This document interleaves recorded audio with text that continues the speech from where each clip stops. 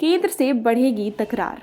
दिल्ली के चिट्ठी के बावजूद अपने कोरोना नियम बदलने को तैयार नहीं उद्धव सरकार। केंद्र सरकार और महाराष्ट्र की उद्धव ठाकरे सरकार अब कोविड-19 से जुड़े नियमों को लेकर आमने सामने आ गई है। महाराष्ट्र के मुख्य सचिव देवाशीष चक्रवर्ती ने मीडिया से बातचीत में कहा है कि राज्य अपनी गाइडलाइंस में बदलाव नहीं करेगा।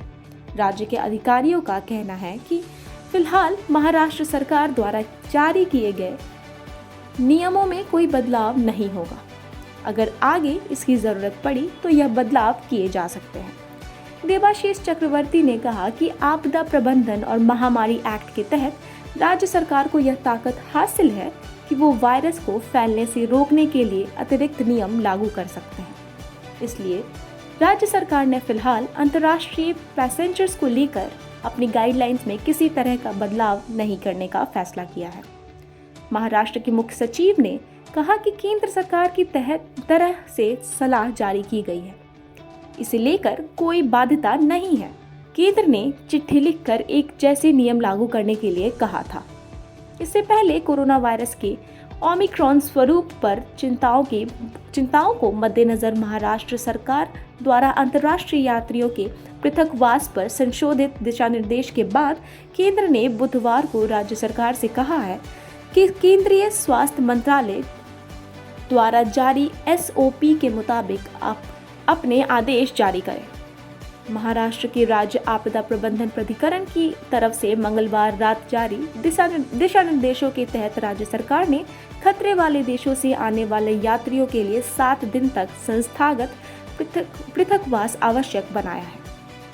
इस तरह के यात्रियों को पहुंचने से दूसरे, चौथे और 7वें दिन PCR जांच भी करानी होगी। अगर वे कोविड-19 से संक्रमित पाए जाते हैं तो यात्री को अस्पताल भेज दिया जाएगा।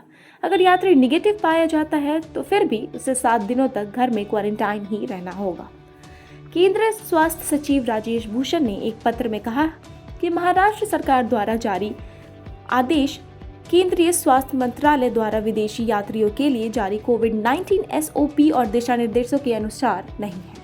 उन्होंने राज्य के स्वास्थ्य एवं परिवार कल्याण विभाग के अतिरिक्त मुख्य सचिव प्रदीप कुमार व्यास को लिखे पत्र में कहा, इसलिए मैं आपसे आग्रह करता हूं कि भारत सरकार के स्वास्थ्य मंत्रालय द्वारा जारी दिशा निर्देशों के अनुसार आदेश पारित करें ताकि सभी राज्यों एवं केंद्र शासित प्रदेशों में दिशा निर्देशों को समान रूप से लागू किया जा सके। केंद्रीय स्वास्थ्य मंत्रालय द्वारा 28 नवंबर को जारी नए दिशा निर्देशों के अनुसार खतरे वाले देशों से गुजरने या आने वाले यात्रियों को पहुंचने के बाद PCR जांच करानी होगी और हवाई अड्डे पर परिणाम के लिए इंतजार करना होगा और उसके बाद ही वह हवाई अड्डे से बाहर जा सकेंगे या दूसरे विमानों की यात्रा कर सकेंगे। महाराष्ट्र सरकार ने क्या अलग नियम बनाए?